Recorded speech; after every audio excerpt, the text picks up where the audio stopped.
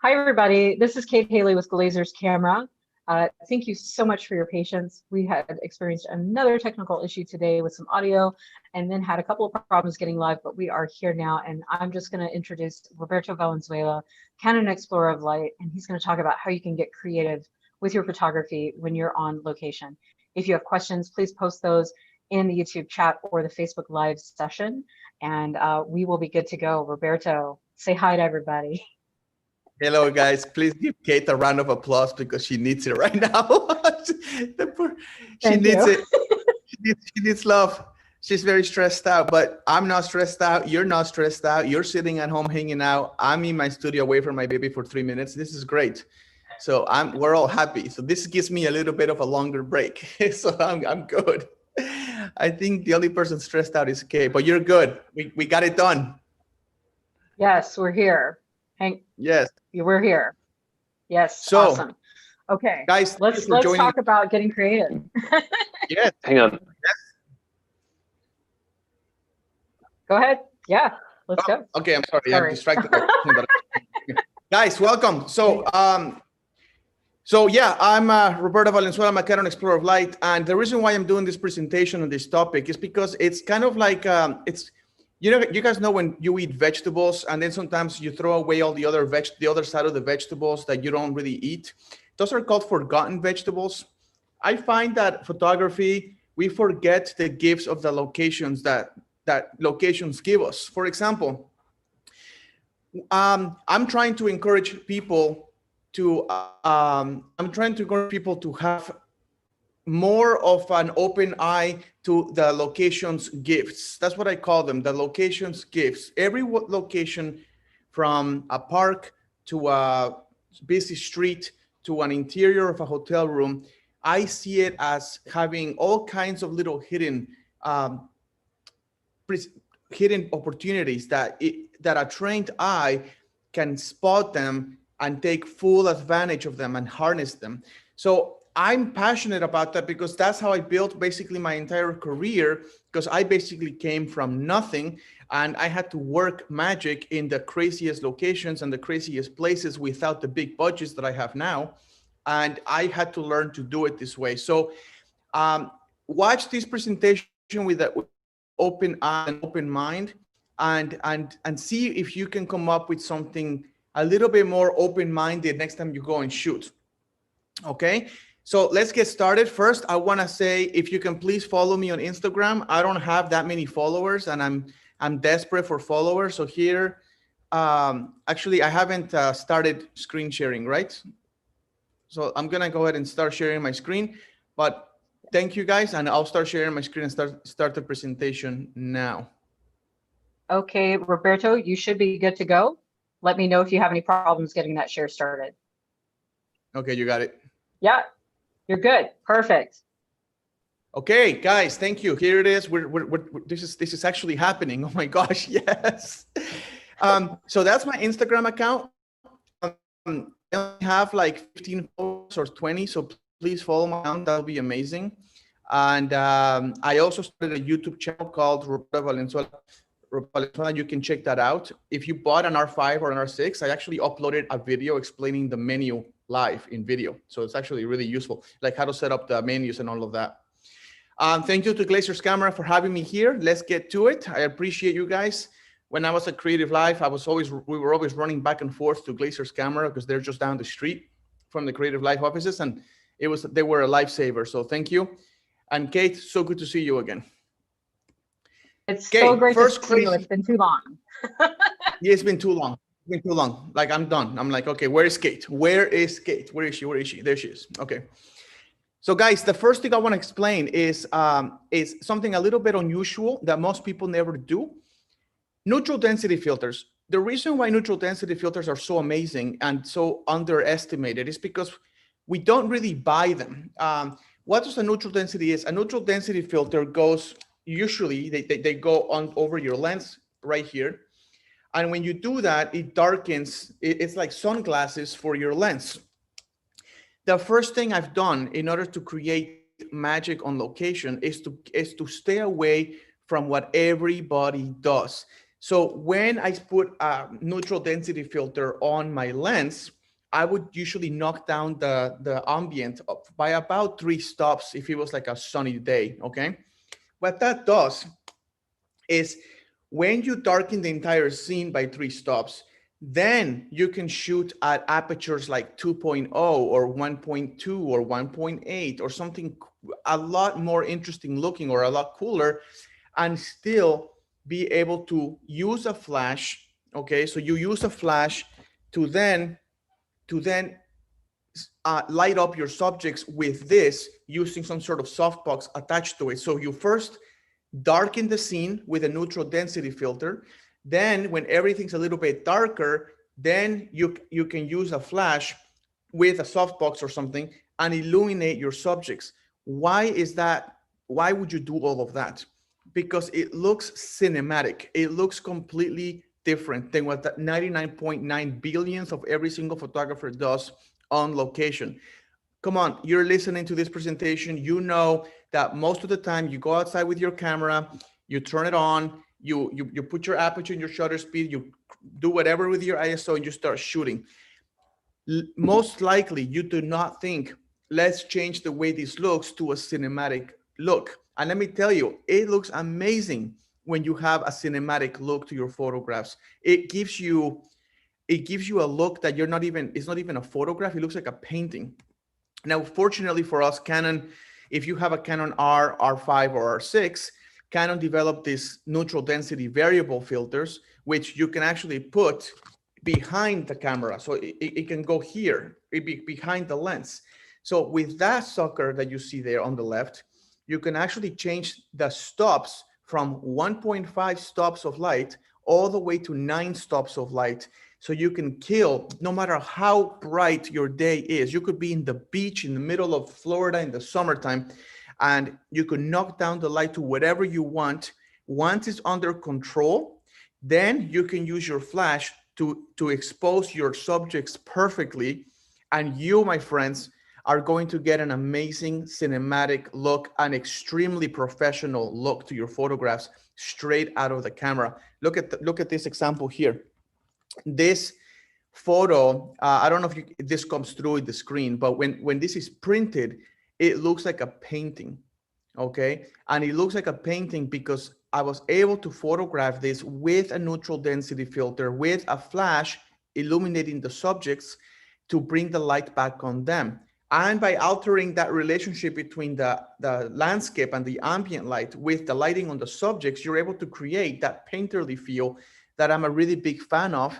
And I think this looks really beautiful. I don't know if this comes through on the screen, but in print, this looks like a painting. When people walk by, they're like, that looks amazing. That's the first little tippy toe or tip I want to give you, that maybe consider, if you have one of these R cameras, mirrorless Canon cameras, maybe get that neutral density variable filter and play with it and use your flash to illuminate your subjects. If you do not have a Canon camera, then, or if you have like a 5D Mark IV or something earlier, then you can always get a couple of neutral density filters to go on over your lens, on the front of your lens, and then you can put them on any lens.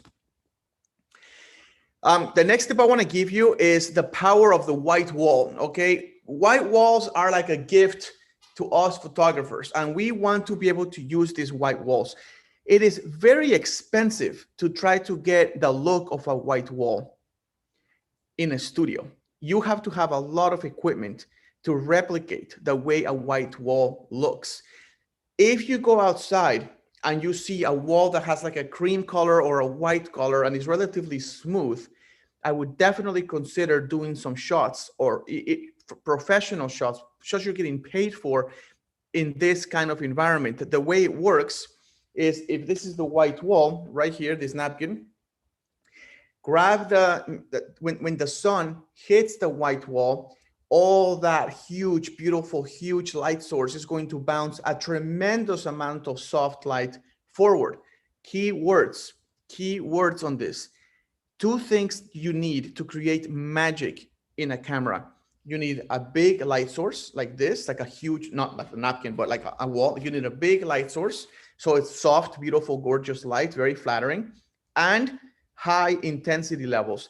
Those two things usually don't come together outside of the studio. If you're in a studio, sure, you can get a big softbox, crank up the power, and you got it. But when you're out there on location, very difficult to get those two items, big light source and high intensity levels, okay? With a white wall, you can do that. Take a look at these results. How amazing does that light look? This looks like a high-end studio photograph that was taken with some crazy light modifier. Appreciate the lighting on the hair, like on the eyes, and nothing in the dress, even though it's white, nothing in the dress is overexposed because the light is so big of the white wall that was in front of her that it creates soft light all the way around. And sometimes you don't have to have a big rectangular white wall. Sometimes I look for smaller, thinner rectangles. And if you're shooting like headshots and you have like a thin rectangle wall, something about like a thinner rectangle like this, it actually creates light in the middle of the face with a little bit of shadow on the left and right. And if you can do that on location, you are a magician. Okay, you are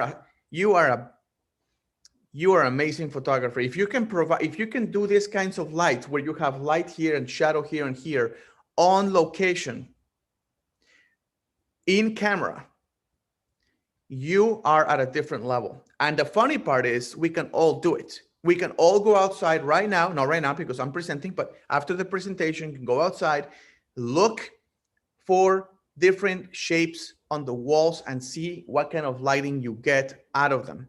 And you're gonna get lighting like this. Now, this is a photo where the wall is directly in front of her nose, okay? Now I'm gonna show you where the wall becomes the background, and then you can play with the shadows that can lay on a wall. Think of a wall like a canvas. And a canvas can have graphic elements to it. And in this case, in photography, those graphic elements are going to be shadows. So if you have a white wall like this, and you have another building here or some tree or something, and the sun hits that, it creates the shadow graphic elements on the wall, which is a gift to you as a photographer to take full advantage of, and I hope you do. Take a look at the way this looks.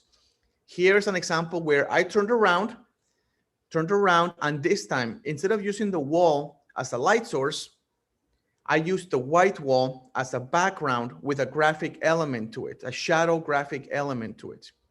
And the results are pretty darn interesting because, my friends, you cannot really get this kind of graphic elements on a studio that easily. It's a lot easier to do it outdoors with the sun, because the sun is a very powerful small light source, creates very sharp, very cool shadows that if you try to replicate that on a studio setting, you probably will not be able to. So I think this is a gift that we can take full advantage of. In this case, I also put her arm up so that the shadow creates the same line as her arm. So the arm and the shadow basically continue. And also the head and the eyes were posed to take full advantage of the strong directional light. So her chin is up to the sun. So I always think line up the upper cheekbone to the sun. So that's what the person does. So instead of telling them to tilt their head left or right, you tell them to line up the upper cheekbone to the sun. Then they tilt their head perfectly. Then, of course, they can close their eyes and you're not burning their eyeballs. If you do not want to close their eyes, you can have them close it and then count to 3 and take the photo within half a second of them opening their eyes. That's how long it takes before the person's eyes react to the strong sunlight and then start to close. So if you can tell them, close your eyes, 1, 2, 3, smack them right there. Take your photo with these cameras. This is the Canon R5, amazing Canon R5. You can shoot at 20 frames per second. So put that sucker on 20 frames per second, silent shutter, and you say 1, 2, 3, boom. you will nail the most perfect, strong light, open eye photograph that most photographers cannot achieve, because you really have to have a fast shutter speed, high frame rate in order to capture the eyes in that fraction of a second it takes for the eye to react. Or you can be lucky, of course. Here's another gift of the wall being used as a graphic element. So same concept. Here you have a cool, strong geometrical shape, but on this one, you have multiple lines cutting across the wall. And when you see that, don't walk past it. Don't walk past it. Instead, go like, oh my gosh, photographic opportunity. Roberto told me about that. We got to stop. We got to look. We got to take advantage. So get your exposure right. This is the magic of the sun. The sun hits some blinds in the building. The blinds create this crazy array of light and shadow lines cutting horizontally across the wall, creating a very cool background graphic element of the ballerina. Okay, so you have a very powerful look of the ballerina in the front, and then you have this cool shadow light play leading your eye to the back, to the very right side of the image, which has another graphic element that's interesting to see for the viewer. Bam! That's exciting photography. That's photography that makes you look from left to right all the way through, makes you appreciate how fun photography is and why we do what we do. Because you have all these gifts. If you can just stop, slow down, and pay attention to them and take full advantage of them. Now, this one is actually one that's overlooked a lot. This is where there is strong shadows, not on the wall, but on the floor. So let me give you an example. Here's the photo that I'm going to show you is an example of what not to do. Okay, here's a couple that told me they wanted a photo in front of that staircase. And I took the photo because that's what they want. So I just go with it. But as a trained photographer, I saw those white squares made out of the light coming from the sun through the window, creating 3 really strong squares on the floor. So the whole floor is in shade, except for those 3 really strong squares. Now, while you're watching this presentation, stop and try to think, what can you do as a trained photographer in this case? What would a trained photographer, not your average Joe photographer who just bought a camera and he's very excited, talking about somebody who has spent the time to train their eye and their brain to take advantage of these things. Take a look. Would you say, here's what I did. The bride had some flowers and the flowers were white. So I told her to hold the flowers here. So when the sun comes and hits the flowers will become a reflector for her face. It will look awkward having her hold something that's not a reflector, reflecting light, but the flowers are white and they are a perfect prop. That not only is it a prop, but it works as a really cool reflector. Next, because of the strong shadow, because of the strong sunlight going through the window, hitting that piece of the floor, I'm going to have to increase my shutter speed by a lot if I put the bride in front, in direct hit of that sunlight coming from above, which will create more drama. Okay, so take a look at this photograph and see what you think. This is why I find photography very magical. Look at the cool shadow on the floor of the bride holding her flowers. Look at the flowers getting lit by the sun and then bouncing light right back into her face. Look how the sun caresses beautifully, highlighting her expensive, gorgeous veil that she paid a lot of money for. That, my friends, makes a client become a disciple, not just a client that's happy with your photos. This is a client that's happy with your photos. This is a client that becomes a disciple. This is how you grow your photography businesses, by thinking outside. And by the way, I show these photos to my clients before they hire me. This is what I say. This is what I'm going to provide for you so you guys can see why you're paying me as much as you're paying me. This is what I bring to the table, okay? Now check this one out here, using window light to emphasize someone from the rest. Now guys, this is a crazy one, so pay attention. Pay attention. If you're cooking or washing dishes right now, stop, don't wash dishes, turn off the faucet, turn your attention to the screen. If you're cooking something delicious, please continue because I support that. When we have people being photographed with window light, we don't realize that the window light, like if this is the window here, and you put a person here, and you're standing here shooting them this way with that beautiful window light, when you are photographing a single person, you can get them really close to the window light, and you can shoot with like a 35mm lens from here this way and create very cool dynamic shadows on the face. But if you're shooting a group of people, you can use the window light to bring more attention to one person than the rest. So let's say you're photographing a family. Maybe you want to photograph the newborn, and the newborn is within the family group, and you want to feature them. Put the baby closer to the window than the rest of the family, even by a few inches. It makes a tremendous difference. Take a look at this picture, okay? This is a photo that I consider a fail. This is a fail. You don't even know who the groom is, okay? The groom is the fifth guy from the left, okay? That's the groom.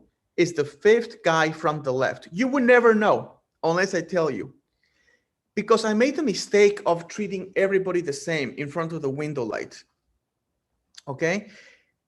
But nowadays, of course, during that shot too, I actually decided to bring the groom forward, keeping the rest where they are, closing the window the window shears a little bit, providing a softer gradient, okay, a little bit darkening of the edges of the photograph, so the people on the left become a little bit darker, the people on the right become a little bit darker, featuring the guy in the middle. And look at the great results of that. That is awesome. That is awesome, because I am using nothing but a window in a smart way. Windows are an opportunity for you to craft the light, change the light, reflect the light, manipulate the light, okay? Cut the light. They are not meant for you to just accept them. They are meant for you to manipulate them, manipulate the window light to create something special that most photographers wouldn't think of, okay? Like this, okay? Look at the difference between the two. That is night and day. That is night and day. The one on the left looks like an amateur photographer took the photo. The one, there's nothing special. The one on the right looks like a really well-trained photographer took that photo. Very creative use of light inside a hotel room without any studio strobes, okay? This photo is a photo of a father and a son. And again, I consider this photo a fine photo, sellable photo, marketable photo, but it's nothing special. This is the same thing as this. It's the same thing as this picture. There's no difference. It's both people being lit by the window at the same time. Now, with what I just said, look at the difference. If you are staring at your screen, on the right is where the window is. Okay, so I asked the dad to face the window, and I asked the son, maybe they could share a hug with the father, with the father's head closer to the camera, so I can see his face, like camera view. The father would get lit by the window directly, creating an enormous and a beautiful poetic feel to the light, featuring the father of the groom and his beautiful smile. Look at this picture. That is what we want. That is what we want as photographers, okay? When people see that, You can't, if you are in that family, you're going to cry. You're going to feel emotion. You're going to feel impact. When this father passes away, this photo will mean the world to them. Not only is it a beautiful moment, but from a photographer's eye, you're able to provide massive impact to the photograph. Sure, this would also be important to the groom and to the family, but nothing will compare to the power of this one, if that makes sense to everybody. This is why we do what we do. Now, I only shoot 5 weddings a year, whatever. I shoot fashion and I do a lot of other things nowadays. But the impact that a photograph has never left and will never leave me. As a photographer, your job is not just to take a photo of what's in front of you. As a photographer, your job is to create emotional impact through light, composition, and posing. Those are the 3 elements that make you a professional at what we do. Everyone can buy this camera and take a photo with, and then push the shutter and point the camera at something and push the shutter. But I urge you to train yourself to create or to prioritize creating emotional impact on the photos that you take through lighting, composition, posing, and storytelling. With those 4 things, you become a powerhouse photographer, one that nobody will want to mess with. You can dominate every city or town that you live in, regardless of where you live, if you can apply those 4 things with a high level of skill by training yourself in your photographs every time you take your camera out. Now, this one is a cool one. This is color grading in camera. You can actually do color grading in post-production very easily. You make the shadows blue, you make the highlights warm in Lightroom or Capture One. I'm talking about doing color grading in camera on location. And let me show you what that does. You need a flash, you need a gel, okay, like you need a CTO or a blue gel or a yellow gel or whatever color you want. You get a set of gels, put them in here. This is an example of color grading in camera, okay? You have basically, this is a photograph of a girl in Singapore, a model in Singapore, okay, bride. I did what I always do. I try to create color grading, which means I grab my Kelvin temperature on the camera and I knock it down to like 3000 or something very blue, maybe 2500 Kelvin temperature, makes the whole scene blue. But then with my flash, we put an orange gel here and we illuminate the bride with the orange gel. That orange tone with the blue tone creates very flattering complementary colors that are very beautiful to the human eye. The eye loves to see warm with cool. It's a nice complementary color tone for the eye. So you can see it looks pretty fun. And this is out of camera, of course. Same technique, different subject. This is the ballerina I showed you before. 2300, 2400 Kelvin temperature with a flash pointed from the bottom. You can see the flash right there at the very bottom. You can see where the flash comes from with a CTO. In this case, it was a half CTO. And in this case, it was a full CTO. So you can basically choose what you want, but none of this was done in Lightroom or Capture One or Photoshop. It was done in camera, which makes it so it's a lot more fun to provide your clients with something in the back of the screen where people get mind blown. Okay. I'm going to show you this video. I took this video, the photographs in this video in the city of Saigon in Vietnam. The city is called Ho Chi Minh City, or other people call it Saigon. You've seen the movie Saigon, probably from Vietnam. I actually had the honor of photographing Miss Saigon, so that's what that is. But look at the last picture I'm going to show you. because it's going to be quite beautiful and possibly one of my favorite photos I've taken in my entire career using a gel technique on the flash with a technique that I'm going to share with you soon. Okay, check it out. I'll be right back.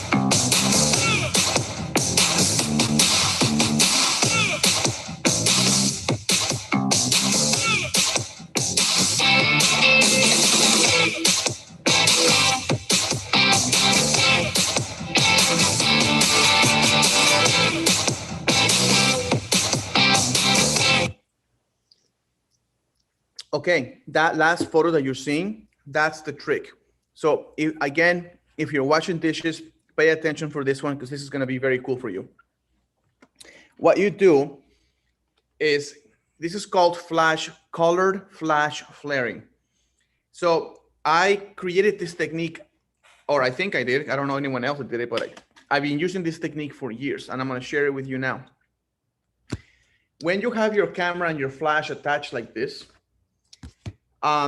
take the lens hood out and have someone point a flash at a very high power, okay? Usually manual, probably 1/4, 1/2 power. So almost a full power usually. And have them pointed at the lens directly. The light from the flash is gonna overwhelm the lens, and that light is gonna hit directly at the camera's sensor right there, because the flash is so close to the lens. What that does is, if you are in a boring place, you can create magic by pointing the flash directly at a lens without the lens hood and create basically a world that is unique to what you want to say in your photograph. In this case, it was Vietnam. I was in an old neighborhood. So I wanted to create something that had a vintage feel to it. That's why I put an orange gel on the Pro Photo Light. And I had the guy there that assisted me, very nice man, by the way, hit my lens at a specific distance. And it created a vintage feel all throughout the frame. Look at the photograph. That is out of camera, okay? That did not look like that when I was in that location. That vintage feel is completely out of camera. And I think it opens up your eye to see how much potential we have on location as photographers. That's why I encourage you all to get away from the normal stuff we always do. Try things that are not the norm, and you will create stuff like this as well. Kate, is there any questions on this that I can answer, or not yet? There's one I'll ask you after we've gone off air, but just lots of great feedback from those. Your work is so amazing. I love that ballerina photo and the photo of the woman in the dress with the angled light. That was really fantastic, that we're getting that kind of feedback from those tuning in. So let's keep going. And everybody's just in awe of your work. So thank you for sharing with us. Well, whether you're in awe or not, I'm just trying to encourage you all to see the potential of these amazing cameras, okay?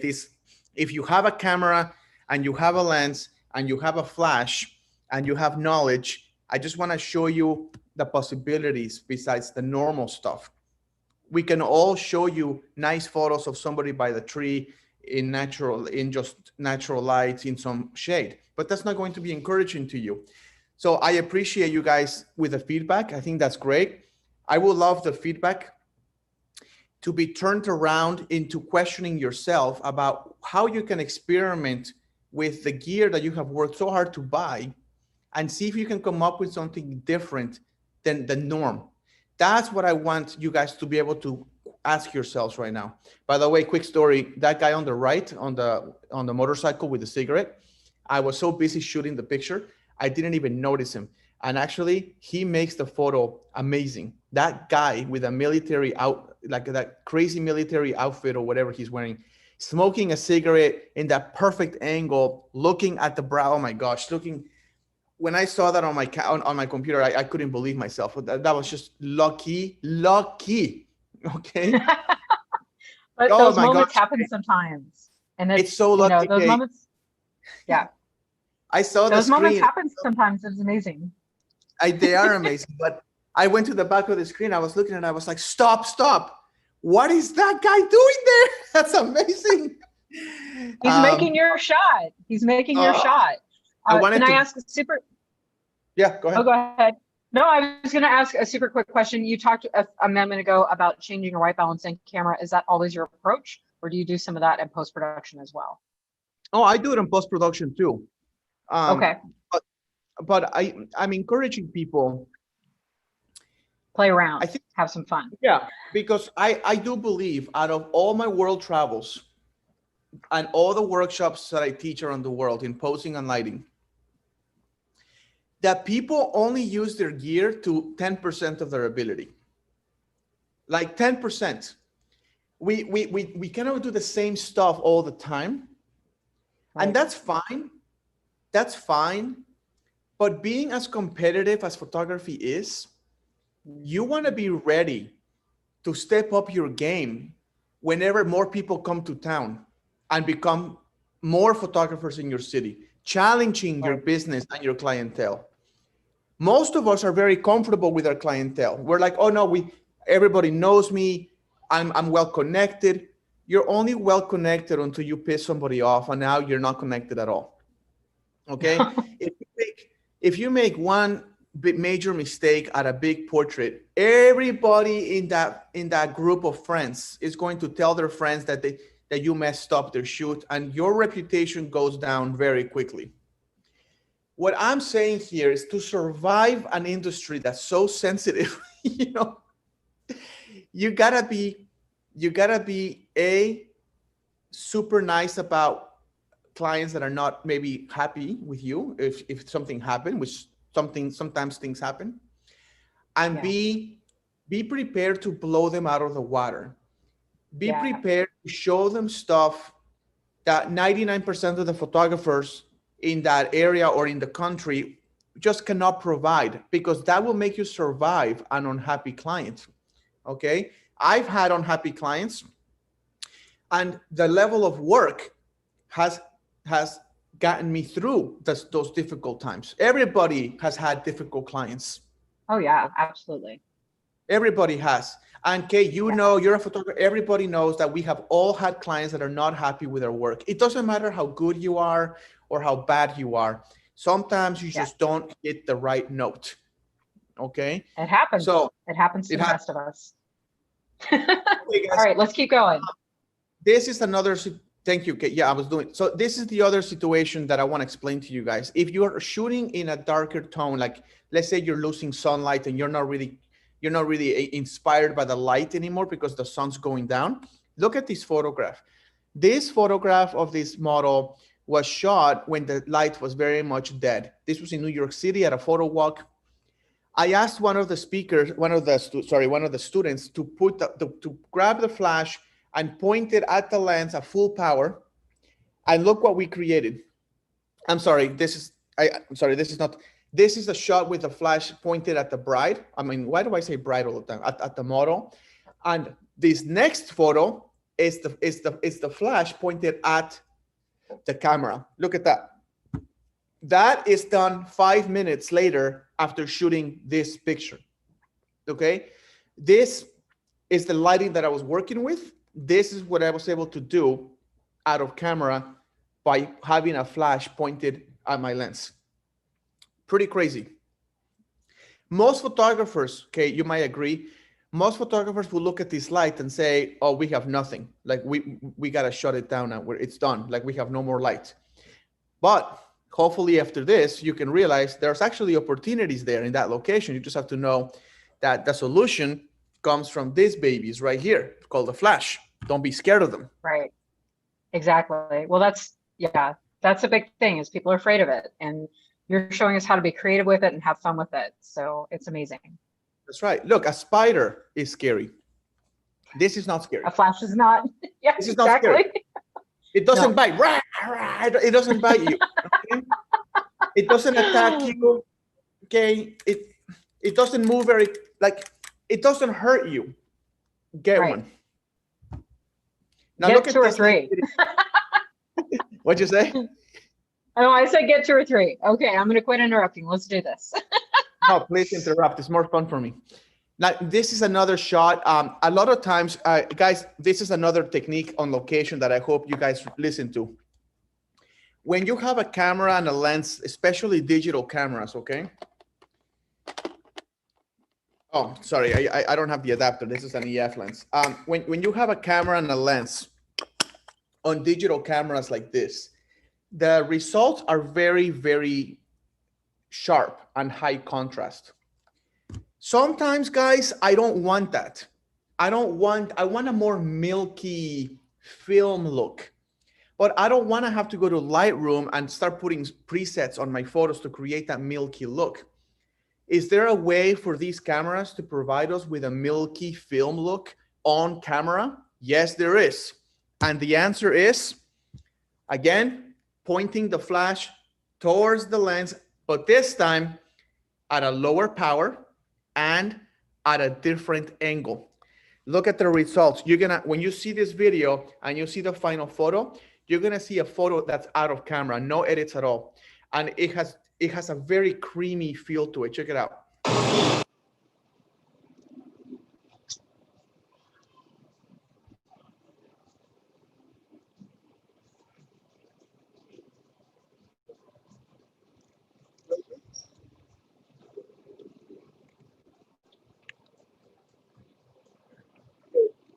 Just like that. That's it. That's it. That's it. That's, you know, that hand comes down. Yeah. Okay, so you can see the light. You can see how far the light is from the lens. This time is farther away than the last example. Look at the final photograph. That's straight out of camera. Okay, you notice that cool, low contrast, dreamy kind of feel to it. That's gorgeous, gorgeous to me. Okay, this one is cool. The photo, if you're looking at the photo this way, camera right was where the sunset was happening, camera right. But because I put an orange gel here, I actually asked my assistant to put the flash camera left, and it created the sunset on the opposite side. on the opposite side of where the sunset was really happening. The sunset was happening on the right. I moved the sunset to the left with using a flash and some creativity, and I think it looks pretty cool and it's different. By the way, this was in Hong Kong.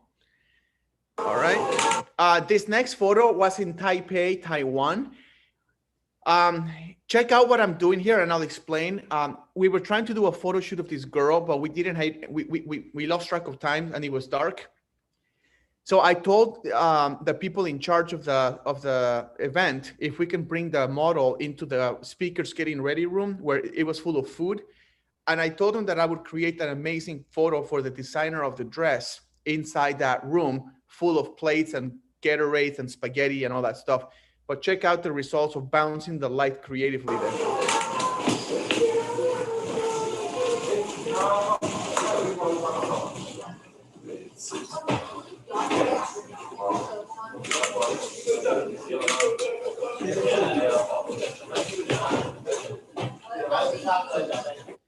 Guys, please note before I continue that there's a paper towel in front of the flash. Paper towels are a key ingredient to bring to all of your photo shoots. You can bring paper towels, double them up, triple them up, quadruple them up, and create softer and softer light very quickly. Okay, so here's the results of that. Look at that beautiful picture, guys. That was done in the speakers getting ready room for the designer of the dress. And you would think it was done in a full studio, but it's not. It's just one light, some paper towels, and a small room with white walls bouncing the light back and forth. Now, if you think that's cool, check out this next one. I didn't have any light outside, so we used the vending machine. And the vending machine with the sodas created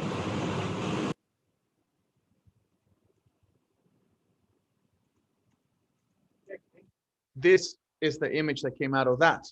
Okay.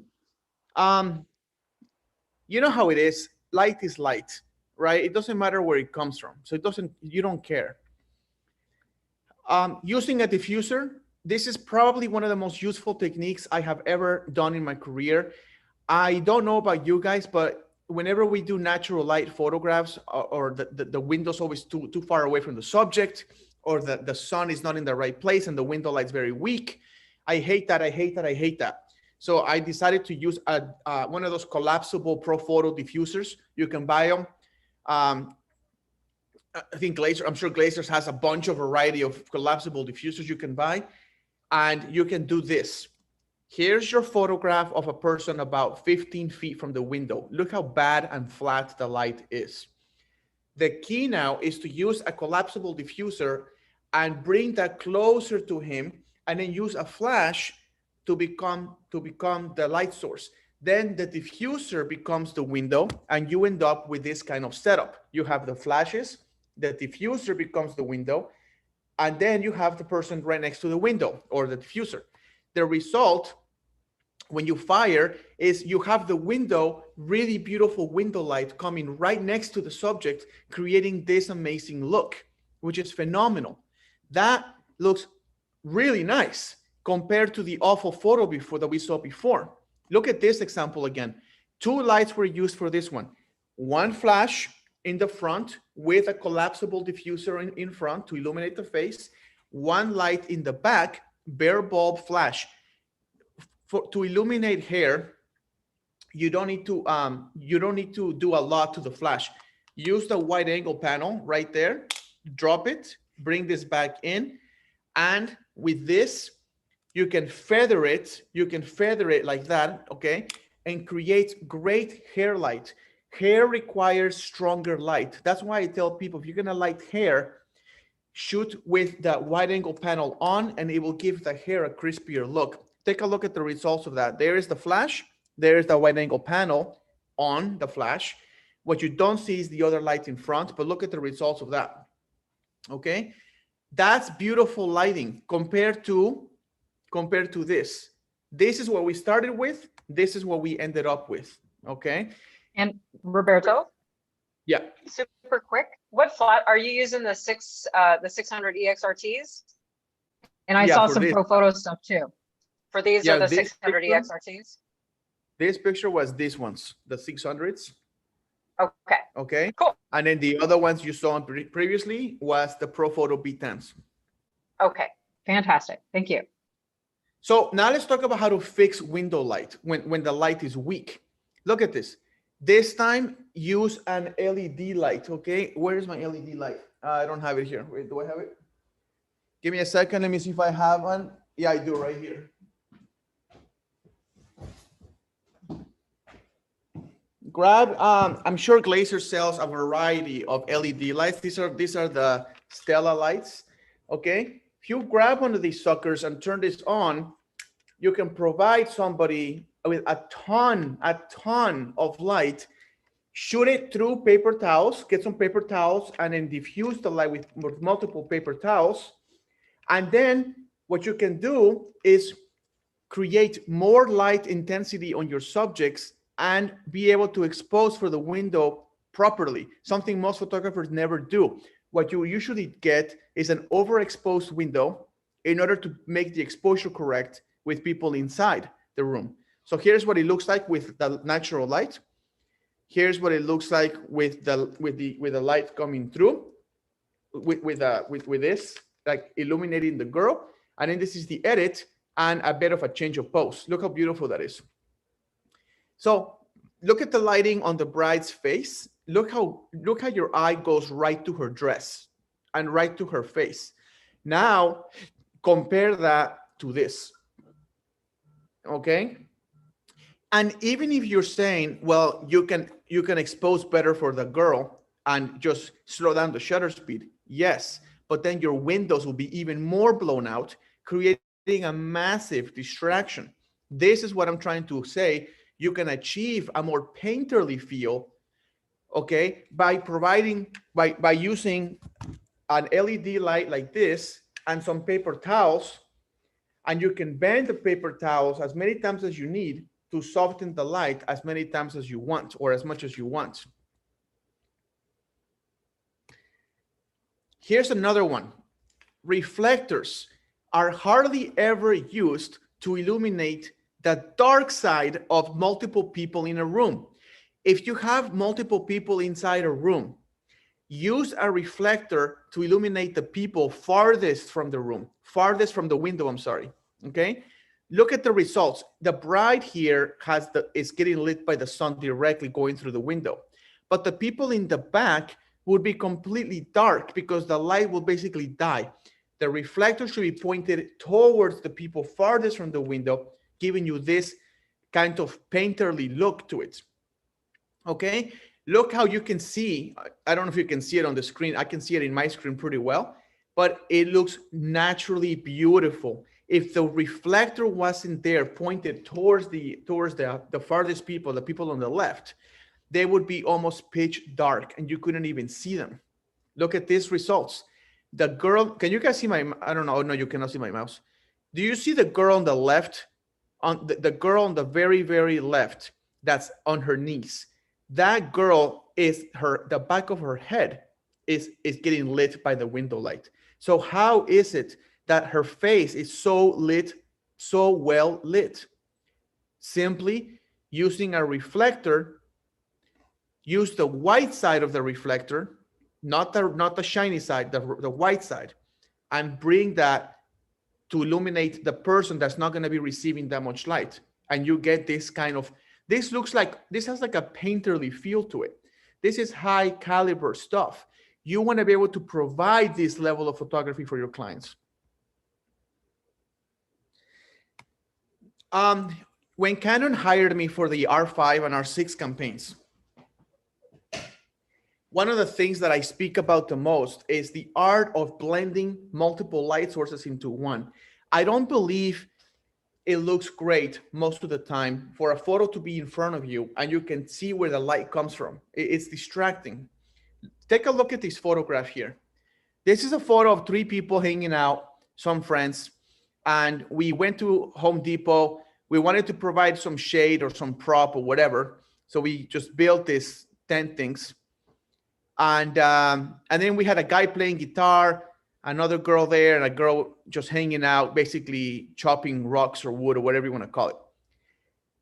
Quite a bit of lighting went into this picture because the sun was setting, creating a very powerful backlight, burning the entire hair of the girl, of the 2 girls. You see them? They were both, all 3 people are pretty, they're kind of blondish looking. So without thinking, you would have blown out their hair completely, wouldn't have looked good at all. With some magic and some thinking and feathering, we used a Pro Photo Light at full power B1, feathered, okay? And we were able to hit the 3 people hanging out, the 3 friends hanging out, and blend the light. So when you see the photo, you think that the sun is illuminating the entire scene. But the sun is not illuminating the entire scene. The sun is only illuminating the back of their head, and it would have ruined the photo because it would have been too much light because of the angle that the sun was hitting the back of their heads directly. So instead of grabbing your softbox and pointing it right at your subjects, squeeze the softbox and feather. Squeeze and feather. It gives you results that look more natural than the flat, perfect light that comes out of a softbox. Okay? Very simple thing to do. Let me show you. Here's your softbox. Squeeze. Squeeze it in any direction. You can go like that, You can go like this, you can go like this, whatever. But when you do that, the perfect light that comes from a strobe through the softbox becomes more of a natural, that the light kind of gets shaped in interesting ways. It still gives you the illumination you want, but it doesn't make it look so stroby or like flashy, if you know what I mean. Now, this is one thing I love about the Canon R5s and the R6 and all that is I shot this at a very high aperture. I love shooting fashion at f11, f16, f20, something crazy. The bride was moving, the bride. Why do I keep saying that? The girl was moving forward. I always try to add movement. And with these cameras, with the dual pixel autofocus 2, it can track the eyeball coming towards the camera or away from the camera super fast. So you don't have to worry about the girl's gonna be out of focus. But take a look how cool this looks.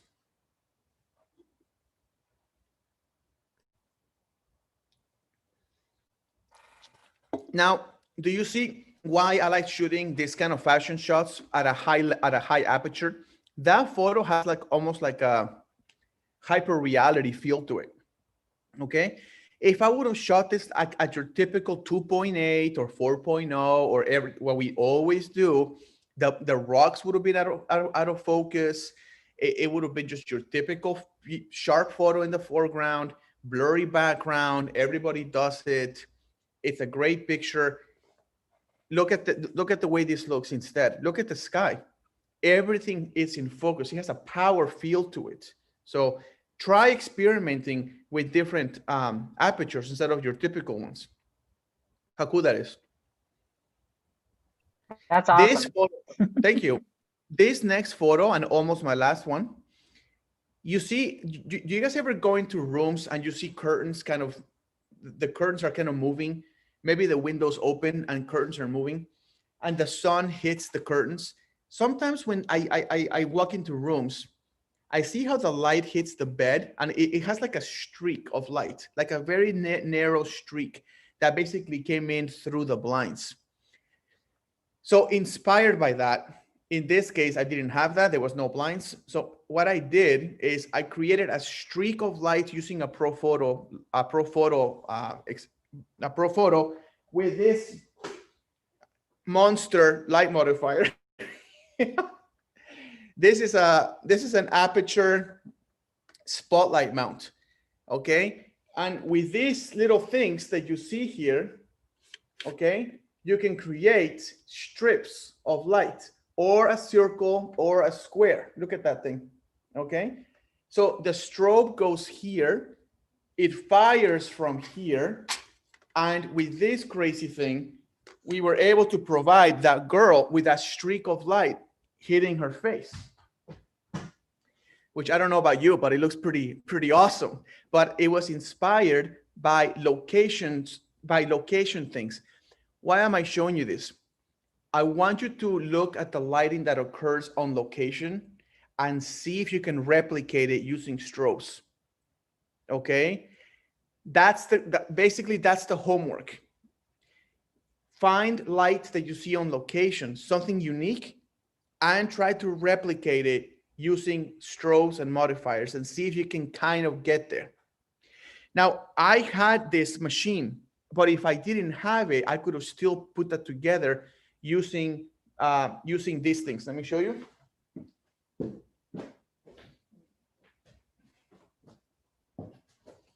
Using this. These are pieces of paper. You can buy them at camera stores too. They're made to cut mats into them. You can cut a mat. You can fire a flash far away, then angle this and creates that. Of course, you need two of them. You need two of these things. And you can create a strip of light, okay? This photo was done with like 4 or 5 lights. This is color grading in camera. So the window on the left, it was white light coming from the sun. I didn't want white. You see her face has like an orange look to it on her left side, on the right side of her face. That's because we used an orange gel on a Pro Photo, almost a full power coming from outside the room. Then we had another light illuminating the other side of her face, the left side of her face. Then we had another light illuminating the entire room. Then we had another light illuminating the other girl in the background with a blue gel. So it's a lot of work, but take a look at the results. Oh, actually, let me see if I can show you this. Yes, give me 1 second, guys.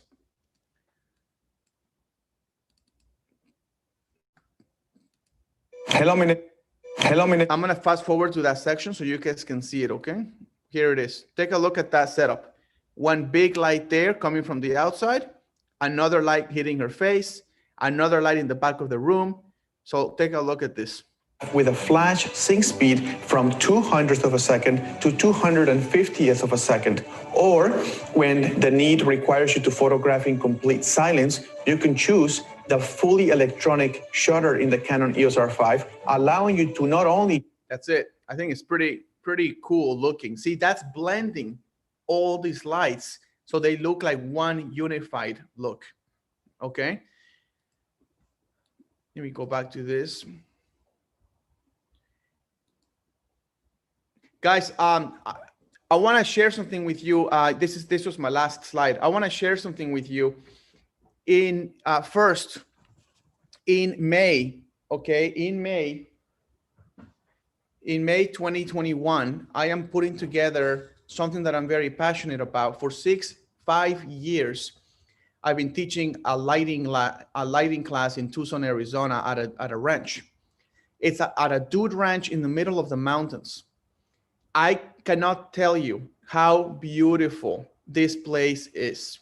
When you land, if you go to the conference, you land in Tucson, the shuttle will pick you up from the ranch, will take you to the ranch. We're all going to be there, 80 of us. I invited 4 speakers that are masters of their craft to teach lighting classes. So it's a lighting conference. The entire conference is based on lighting education. But it's lighting education in a beautiful ranch. And it's going to be in person. But don't worry with COVID-19. It's not going to be till May 2021. And you know, and I know that we are all desperate to get together with people again. Are you right, Kate? That is so true. I was talking to actually Arlene earlier. I was like, I need to travel. I need to go somewhere, anywhere. I'm ready to go.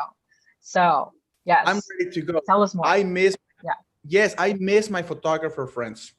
I miss the camaraderie of being in the ranch and having wine together and doing photography all day. Look at this. It's going to be me teaching you flashes. So I am in charge of I'm in charge of the section to teach you how to use speed lights. Jen Rosenbaum. Yeah. Right? Jen Well, Rosenbaum. no, I'm looking at that lineup going, wow, okay. It's not only are they a powerhouse, but they're such nice people. Yes. Jen Rosenbaum is going to be teaching you natural light and how to manipulate it, change it, shape it, and also working with LED lights, so continuous lights. She's going to teach you that using a boudoir setting. Joe Grimes is going to be coming to Tucson to teach this conference, to teach you how he uses strobes and strobe modifiers. So anything pro photo, anything big lights, like the big lights I was showing you. His section of the conference is strobes and strobe modifiers. So if you ever go to Glazer's or something and you see all these pro photo modifiers like beauty dishes, wide zoom reflectors, narrow beam reflector, octagon softboxes, rectangular softboxes, you're like, what the heck does all this do? That's Joel Grimes' department. We are also very excited to have Pratik Naik. He's one of the top retouchers in the world. He's going to show you how to retouch your amazing images after you take them of all the beautiful agency models we're going to be flying in from all over the world for this conference. Okay, so we're having agency models coming in, so you guys can photograph people that you might not have access to because these people are very expensive. Okay, yeah. But you have actual agency models, like people like this and people like this girl, people like her. These are going to be the type of models we're going to have. And there's only 30 spots left because there's only 75 spots. In this conference, it's going to be 4 days, but 2 days of education. It's going to be 4 modules. Each module is going to be with only 18 people to 20 people max. So it's a very hands-on approach. I want the instructors to teach a concept and then show it to you hands-on. Teach a concept and then you try it hands-on. I don't want you to forget what they're teaching. I want you to actually get your hands dirty and actually apply the techniques that every instructor is doing, which is very different than just sitting watching a speaker for 3 hours and then you're trying to remember everything. That's not the way this will work. It's very much hands-on, so you guys truly become better in your lighting game, which hopefully will help your businesses. I also want to say before I go, the website for this is thephotocreators.com. You can get your tickets there. Only 32 tickets left. Thephotocreators.com. All the information's there. And then also, Kate, here she is, my newest book called The Successful Professional Photographer. I wrote this to help people get over the pandemic financial disaster that we are all in right now. This is a small book to read. That's super new. That's super new. So, okay. Yep, just came out. It's still being printed, but you can pre-order. It talks about 3 things that hopefully will really help you recover from this pandemic. It's going to help you how to stand out, how to get hired. Once you are discovered, get hired. How many times do we have client meetings and then they don't hire us? And you're like, what happened? Yep. That talks about that. Okay. And the last one, how to actually make real money as a photographer, not side hustle money, not $500 here, $600 there. I'm talking about make actual money, like living money. Yeah. Okay. Okay. I wrote this book with my heart and soul for you guys. It's printed by Rocky Nook. It's very short read. I hope you all read it because I really hope it gets you up and running successfully in 2021 again. And we hopefully don't have another financial disaster like this. And I hope this book helps you get there quicker and helps you run your business smoother. But that's it, guys. Thank you so much for joining me today. I hope you enjoyed it. That sounds fantastic, Roberto. Thank you so much for that. Lots of great feedback, of course. Could you just stop screen sharing and we'll wrap this up with your beautiful face on the screen.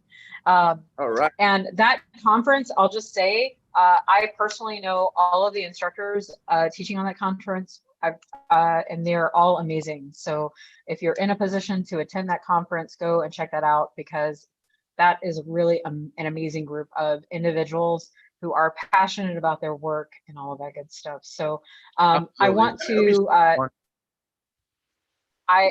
thank you, Roberto, first of all, for your patience when we were having some issues with getting started on our live feed. And thank you to everybody who hung in with us while we got it sorted out. Thanks for seeing that last email I sent out saying, hey, we're live, come join us. So thank you so much, everybody. Roberto, it's awesome as always. I'm totally inspired and ready to go out and shoot right now. I have a camera in my bag and a bunch of fun stuff to play with. And I'm looking forward to my next shoot and all of that. For you guys tuning in, this is not the end of our anniversary event. We will be, let me see here. Let's see, I'm just gonna do this right here. We have more programming starting at noon. We have a session with Tyler Beck that is Zoom only. If you want to be on that session, you have to register. I'm about to send out the email with the link to the Zoom session. That's the only way you can join that one. We have Lighting Week starting on Monday with Sandra Cohen, who's a Westcott ambassador. We have a ProPhoto ambassador on Tuesday. We'll be doing a ProPhoto live demo on Wednesday with the new A10 and much, much more. If you're interested, please sign up on Sketch, get those updates, and also get the secret promotions. You have to sign up to get the secret promotions. Like there's secret promotions happening this week, but you're only gonna know if you sign up. We'll send you an email after the session with the details on that. So everyone, Roberto and Kyle hanging out in the background. Thank you so much. Thank you, everybody, for tuning in, and we will see you soon.